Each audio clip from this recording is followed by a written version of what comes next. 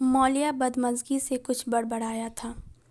तंगो कामिल का घर 3 मंजिला था, खूबसूरत और पुरतैश। तालिया ने दरवाज़ा खोला तो सुनहरी वॉलपेपर से सजी लॉबी दिखाई दी, जिससे सीढ़ियाँ ऊपर जा रही थी। एक तरफ लाउंज में खुलता दरवाज़ा था, सामने एक बावर्दी मुलाजिम खड़ा था। उसे देख के हैरत से करीब आया। तालिया, तुम्हारे ड्यूटी आवर्स तो अभी शुरू भी नहीं हुए। फिर सर घर पर हैं, मुझे उनसे मिलना है अभी। वो बेचैनी से बोलती आगे आई थी। गुलाबी लंबे स्कर्ट और ब्लाउज़ पहने वो रेस्टोरेंट से मुख्तलिफ लिबास में थी। बाल हेयर बैंड लगाए के खोल रखे थे जो स्याह थे और कंधों तक आते थे। सब्ज आंखों में परेशानी थी। तालिया, सर स्टडी में हैं। तुम्हें अगर तनख्वाह वगैरह चाहिए तो मैम से बात कर लो, मगर वो भी कल सुबह। प्लीज़ मुझे अभी सर से मिलना है, सिर्फ 5 मिनट के लिए। वो कहकर तेज़ी से आगे बढ़ी और सीढ़ियाँ चढ़ती गई। मुलाजिम आवाज़ें देता रह गया और वो ये जा वो जा, फिर ऊपर भाग गई। ऊपर भी इसी तरह की लॉबी बनी थी। सामने खुला सा लाउंज था, एक तरफ स्टडी का दरवाज़ा बंद था। तालिया ने जल्दी से दरवाज़ा खटखटाया और ढकेला। स्टडी रूम में मेज़ के पीछे कुर्सी पे एक अधेड़ उम्र चीनी नक्कुस वाले साहब बैठे सामने खड़े नौजवान से कुछ कह रहे थे। आहट पे दोनों ने मुड़ के देखा। तालिया ने खफत और परेशानी से सर दरवाजे से निकाल के उनको देखा। सर, मैं आ जाऊं? वो नौजवान, जो तंगो कामिल का पर्सनल सेक्रेटरी था, मुंह बना के मना करने वाला था, मगर तंगो कामिल ने मुस्कुरा के उसे इशारा किया। आ जाओ तालिया। सेक्रेटरी चुप हो गया। तालिया झिझकती हुई नज़रें झुकाए अंदर दाखिल हुई। उनके ऐन सामने आकर उसने निगाहें उठाई। सर, मुझे आपसे बात करनी थी। वो मुसलसल उंगलियां मरोड़ रही थी। हाँ बोलो, मगर ज़रा जल्दी। उन्होंने बोलते के साथ ही घड़ी देखी। सर, मेरे रेस्टोरेंट में एक आदमी आया आज। उसने मुझे कहा कि मैं आपके घर चोरी करूं। वो एक ही सांस में तेज़ तेज़ बताती गई। तंगो कामिल चौंक के आगे हुए। सेक्रेटरी का भी मुंह खुल गया। जब तक उसने बात मुकम्मल की वो दोनों हर शय भूल चुके थे। उसने बताया वो कौन था, किसके लिए काम करता था, नाम क्या था। ताबड़तोड़ सवालात की तेज़ बौछार से लड़की कदरे हरासा नज़र आने लगी। फिर बज़ाहिर हिम्मत करके गर्दन कड़ाई। नाम नहीं बताया उसने सर, लेकिन इतना ज़रूर कहा कि उसका लैपटॉप आपकी स्टडी में है। लेकिन मुझे मालूम है कि ऐसा नहीं हो सकता। आप लोग किसी का लैपटॉप चोरी नहीं कर सकते हैं ना। ताईदी नज़रे से उसने बारी बारी दोनों को देखा। सेक्रेटरी ने फ़ौरन मालिक को देखा। बिल्कुल भी नहीं, हम क्यों चुराएंगे? बल्कि हो सकता है वो तुम्हारे हाथों मेरा कंप्यूटर चोरी करवाना चाहता हो। तंगो कामिल तालिया को देखकर पूरे वसूख से बोले तो उसने तसल्ली भरी सांस खारिज की। नहीं सर, उसने मुझे लैपटॉप की तस्वीर भी दिखाई थी। वो आपके जैसा नहीं था, सफ़ेद सा था। उसने बोला यही है वो, यही है वो। तालिया ने एक तायराना निगाह एतराफ़ पर डाली। तुमने बहुत अच्छा किया तालिया, जो मुझे आगाह कर दिया। वो तौसीफ़ी अंदाज में उसे देखकर बोले थे। वो मुस्कुरा दी। सेक्रेटरी तेज़ी से बुक शेल्फ की तरफ गया और बारी बारी दराज खोलने लगा। किताबें इधर उधर पलटी। हो सकता है किसी ने हमारे ऊपर लैपटॉप प्लांट किया हो। हमें उसे फ़ौरन ढूंढना होगा। तंगो कामिल सोचते हुए बोले थे। सेक्रेटरी ने सर हिला दिया। वो तेज़ तेज़ चीज़ें उल्टा पलटा रहा था।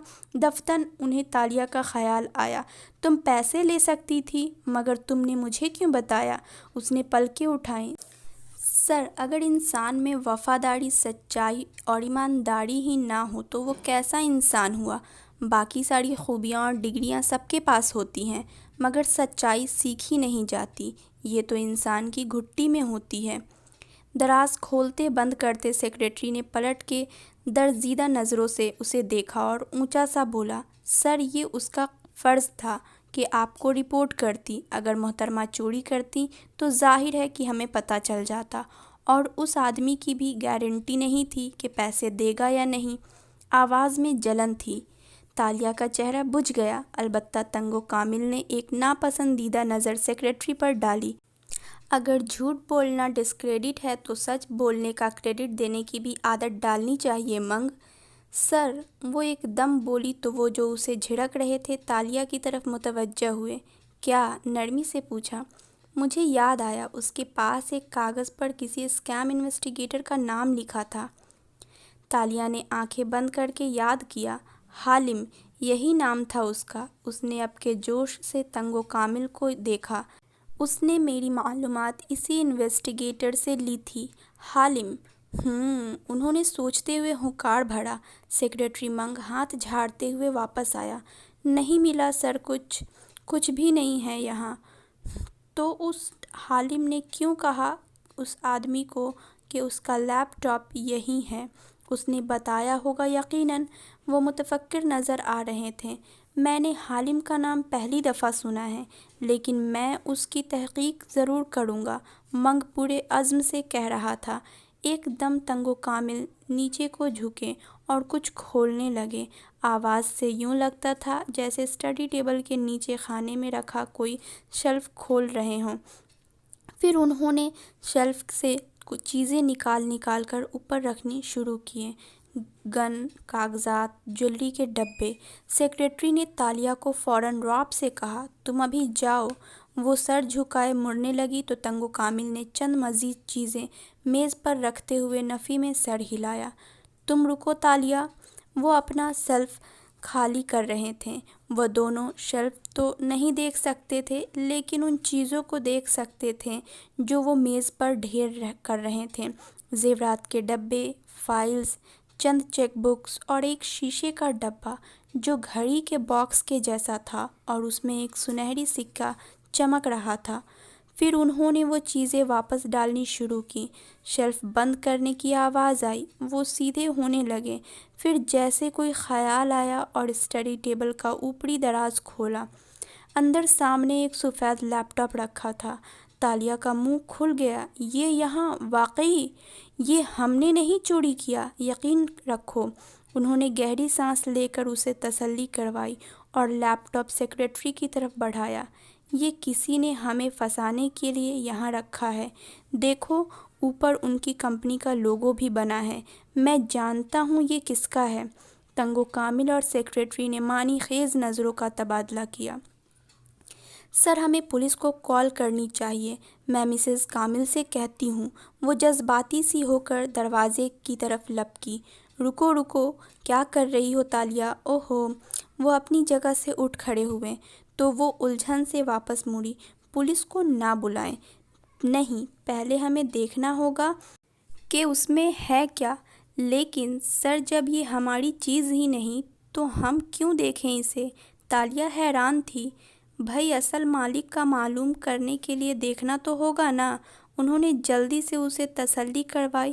پھر سیکریٹری کو اشارہ کیا تو وہ لیپ ٹاپ لے کر دوسری کرسی کھینچے بیٹھ گیا۔